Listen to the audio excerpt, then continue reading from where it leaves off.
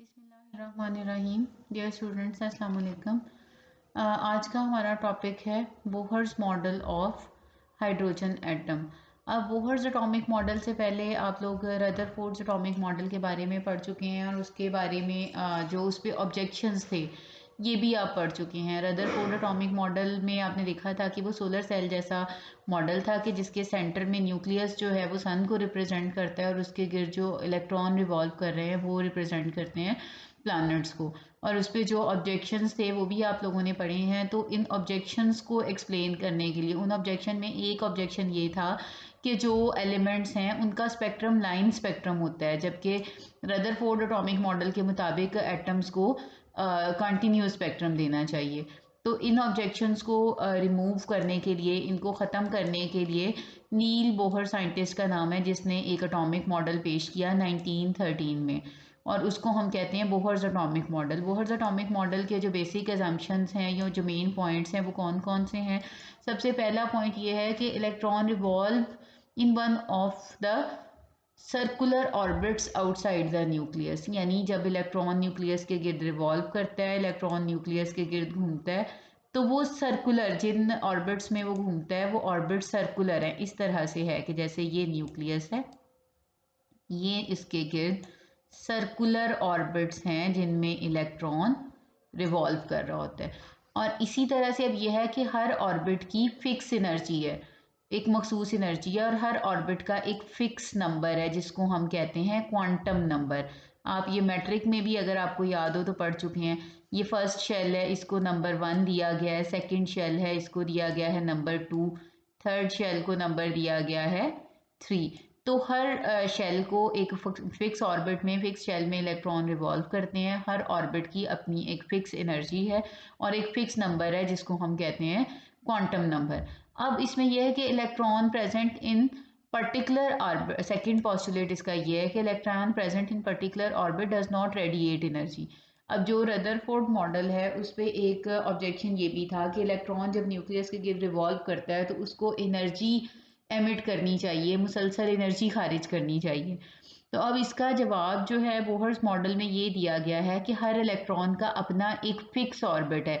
जैसे कि कोई इलेक्ट्रॉन जो है उसका ऑर्बिट नंबर 1 है, किसी इलेक्ट्रॉन का ऑर्बिट नंबर 2 है, किसी का ऑर्बिट नंबर 3 है।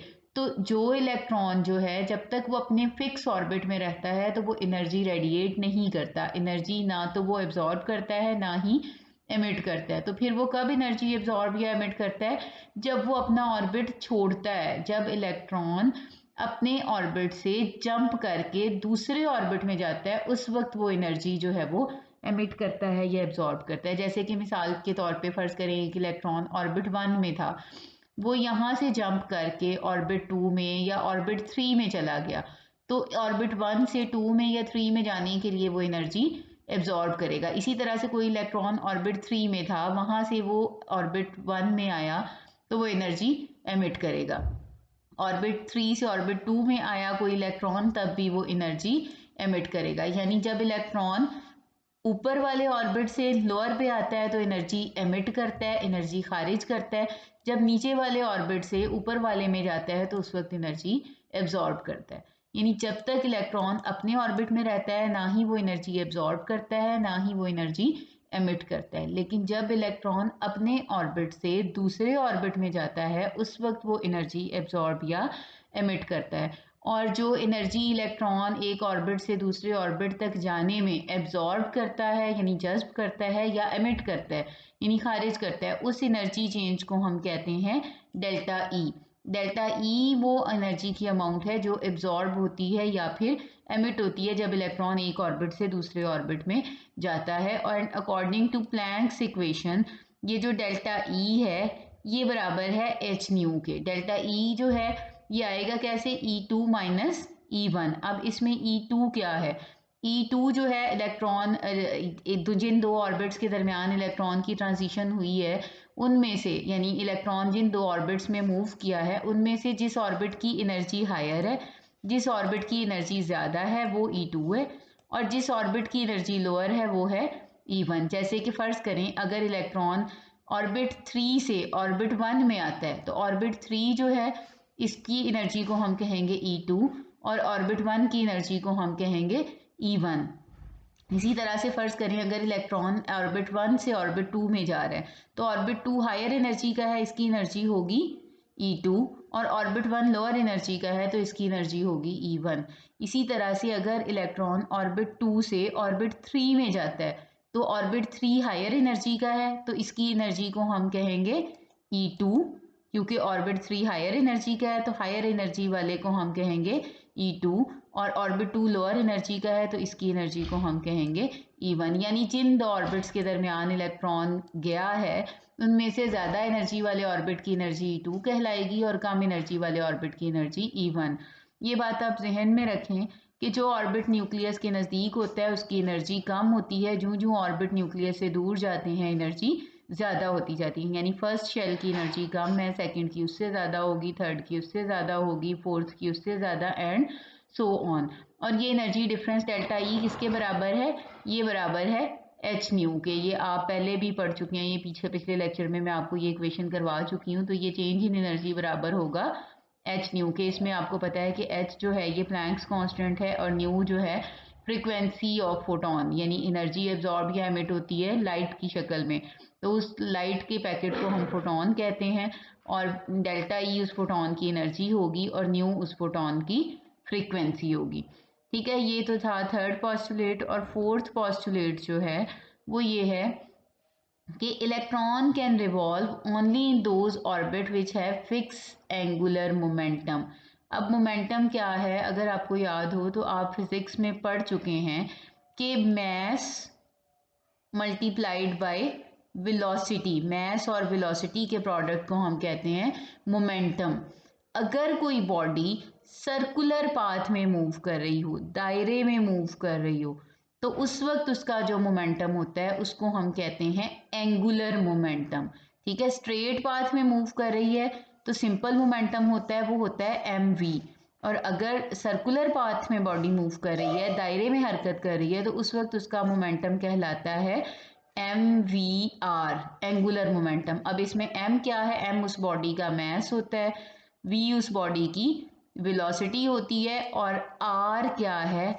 r उस दायरे का रेडियस है जिसमें बॉडी मूव कर रही है। फर्ज करें कि ये एक इलेक्ट्रॉन है, ये इस ऑर्बिट में मूव कर रहा है, तो m इलेक्ट्रॉन का मैस होगा, v इलेक्ट्रॉन की वेलोसिटी, और r जो है वो ऑर्बिट का रेडियस होगा। रेडियस यानी न्यूक्लियस से लेकर इलेक्ट्रॉन तक का जो डिस्टेंस है, तो इसको हम कहते हैं एंगुलर मोमेंटम।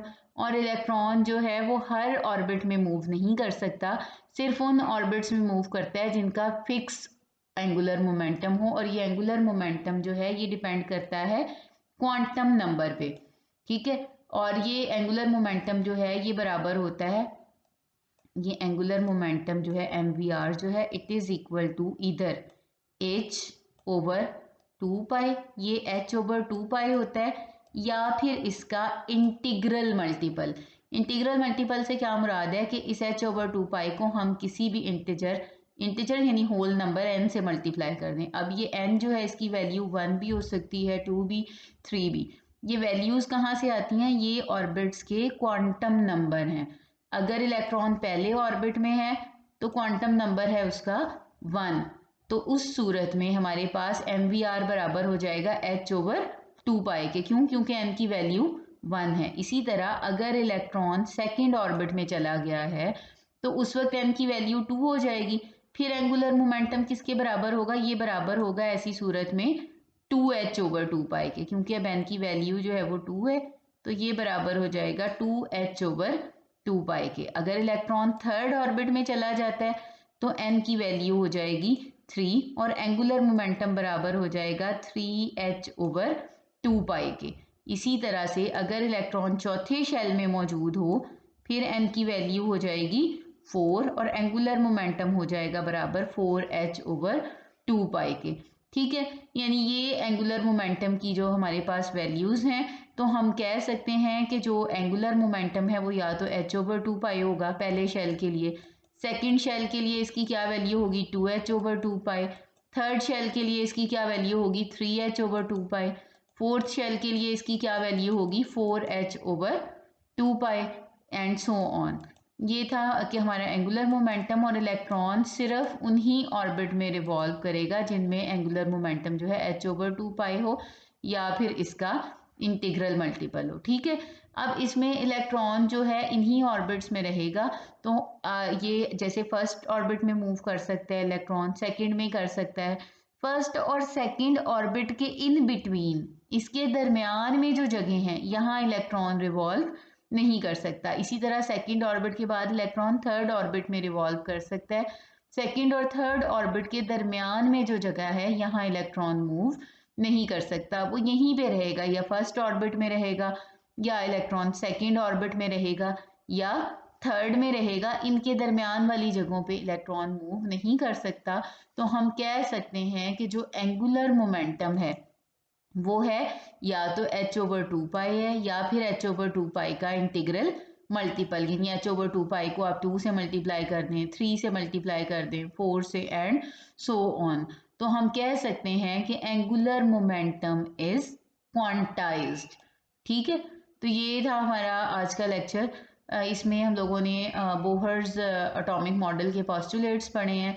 नेक्स्ट जो है वो हम और बोहर्स ऑर्बिट का रेडियस और एनर्जी कैलकुलेट करेंगे नेक्स्ट लेक्चर में। तब तक के लिए अल्लाह हाफिज़।